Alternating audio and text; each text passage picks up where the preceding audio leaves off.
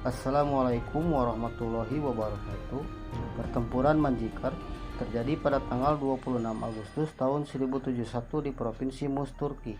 Adalah salah satu titik balik paling signifikan dalam sejarah abad pertengahan Kekaisaran Romawi Timur menghadapi Turki Seljuk yang dipimpin oleh Sultan yang bernama Alp Arslan, mengalahkan pasukan Bizantium dan membuka gerbang Anatolia untuk bangsa Turki. Tapi invasi kali ini berbeda. Hal itu menyebabkan derasnya peristiwa yang membuat Barat dan Timur menjadikan bentrokan hebat. Namun dengan cara yang benar-benar menghubungkan antara Eropa dan Asia untuk pertama kalinya. Para kaisar mulai kehilangan wilayahnya ke khalifah itu dimulai pada awal abad ke-7. Karena terjadinya perpecahan di antara umat Islam pada waktu itu, maka hal ini dimanfaatkan oleh Bizantium untuk merebut kembali daerah-daerah seperti Balkan, Anatolia, dan Suriah Utara. Pada tahun 1045 Bizantium yang dipimpin oleh kaisar yang bernama Romanus Diogenes keempat menaklukkan ibu kota Armenia di Turki Barat modern Ani. Mengendalikan Ani sangat penting. Di samping itu, kehilangan zona penjaga tradisional antara dunia muslim dan kekaisaran menciptakan masalah baru. Pertempuran antara Bizantium dan Seljuk Turki. Pertempuran Manjikar. Seljuk adalah suku dari Asia Tengah yang merupakan kerajaan muslim Sunni yang didirikan oleh Tughril Beg pada tahun 1037 atau pada awal abad ke-11. Seljuk menguasai wilayah yang luas yang membentang dari Kus Hindu ke Anatolia Timur dan dari Asia Tengah ke Teluk Arab. Melalui serangkaian perang, Turki Seljuk menjadi tuan dari wilayah ini pada tahun 1040. Penaklukan mereka berlanjut dan dalam 15 tahun ke depan mereka menguasai Irak dan Iran modern. Kesultanan Seljuk berselisih dengan Khilafah Fatimiyah yang beraliran Syiah dan Kekaisaran Bizantium. Pada saat yang sama, Transcaucasia ditaklukkan, dan itu membuka jalur baru menuju Kekaisaran Bizantium. Pada tahun 1045, Seljuk menyerang Bizantium untuk pertama kalinya dengan menyerang Trebizond. Sultan Alp Arslan menggunakan kelemahan ini pada tahun 1064 untuk merebut Ani yang sangat penting. Strategi pertahanan kekaisaran bergantung pada rantai benteng yang membentang dari Kaukasus ke Suriah.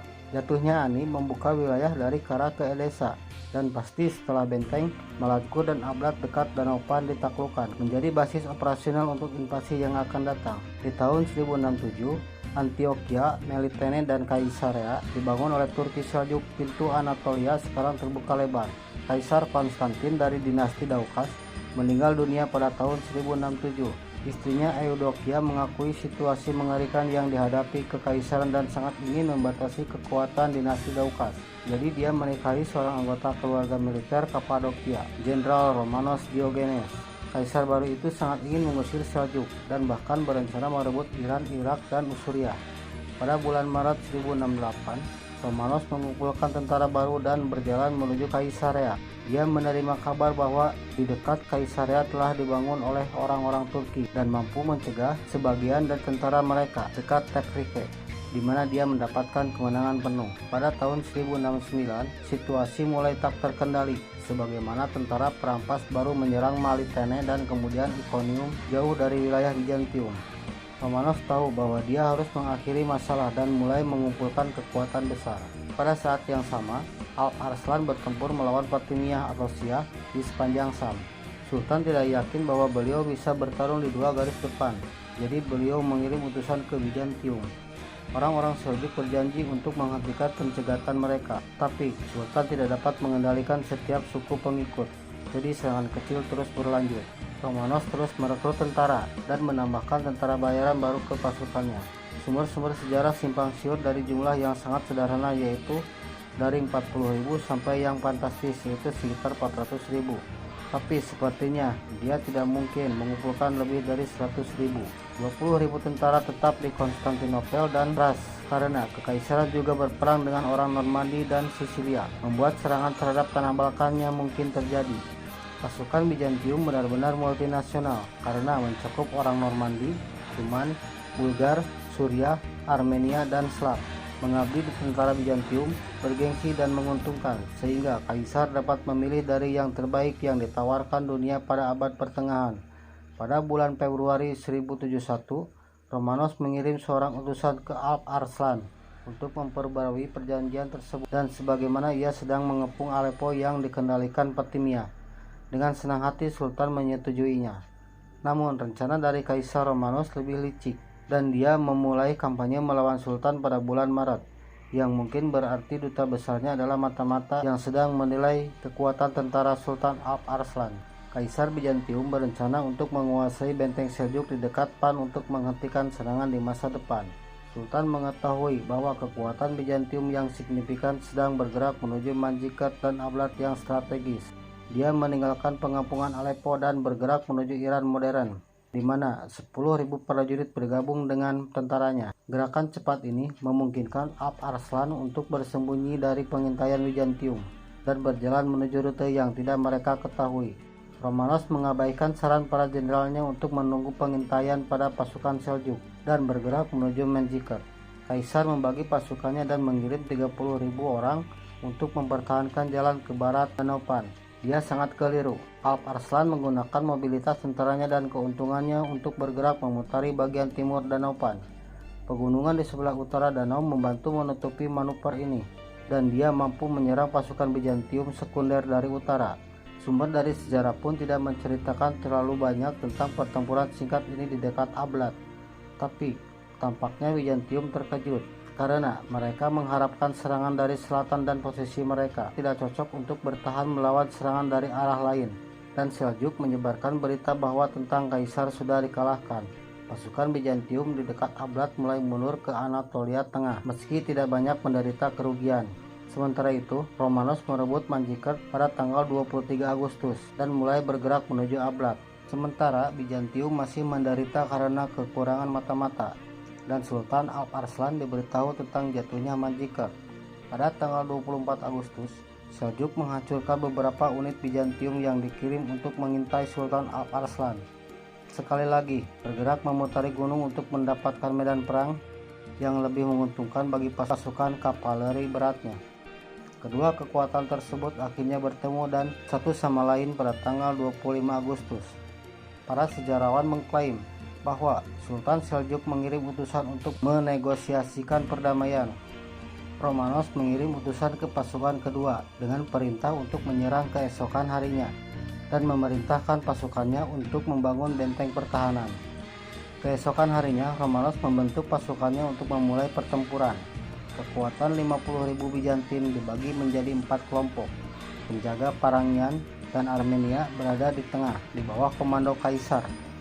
Tentara bayaran Turki, Suriah, dan Eropa membentuk kumpulan, sementara feodal Bizantium dipimpin oleh Andronicus. Tentara Seljuk hanya memiliki sekitar 30.000 tentara, sehingga menciptakan formasi bulan sabit dengan ujung-ujungnya menonjol ke depan, sementara pusatnya yang dipimpin oleh Sultan tetap di belakang. Romanos terus bergerak maju, mencoba masuk ke dalam pertempuran. Tapi orang-orang Seljuk menghindarinya dan menggunakan taktik nomaden hit and run. Pusat Seljuk bergerak mundur, sementara sayap-sayapnya mencoba mengelilingi sayap Bizantium. Menjelang akhir sore, Romanos berhasil merebut kamp Sultan. Namun, saat senja semakin dekat, beliau memerintahkan untuk mundur ke kampnya yang sudah diperkuat. Perintah Kaisar Romanos menciptakan kebingungan karena keadaan sudah mulai gelap, tetapi mereka beranggapan bahwa Seljuk telah jatuh ke tangan mereka. Seljuk menggunakan kesempatan gangguan ini untuk menyerang sayap kanan musuh dengan seluruh kekuatan mereka. Andronicus Doukas dimaksudkan untuk membantu, tapi pada saat itu keluarganya berselisih dengan Kaisar sehingga pasukan cadangan tidak pernah tiba dan sayap kanan Bizantium benar-benar hancur. Sisi dan pusat Bizantium kehilangan persatuan mereka. Jadi Romanos sendiri juga gagal mendukung melawan serangan tersebut. Bizantium kiri yakin bahwa Kaisar sudah mati dan maka mundur ke Manzikert. Sementara semua pasukan Sultan Alp Arslan menyerang dan mengelilingi pusat. Meski pengawal Parangian Kaisar bertahan dengan gagah berani dan membunuh banyak pasukan Sultan, kelompok ini juga akhirnya hancur pada malam hari. Tentara Seljuk biasa menjadikan Kaisar sebagai sanderanya, dan pasukan Alp Arslan mengejar sisa tentara Bizantium sepanjang hari berikutnya.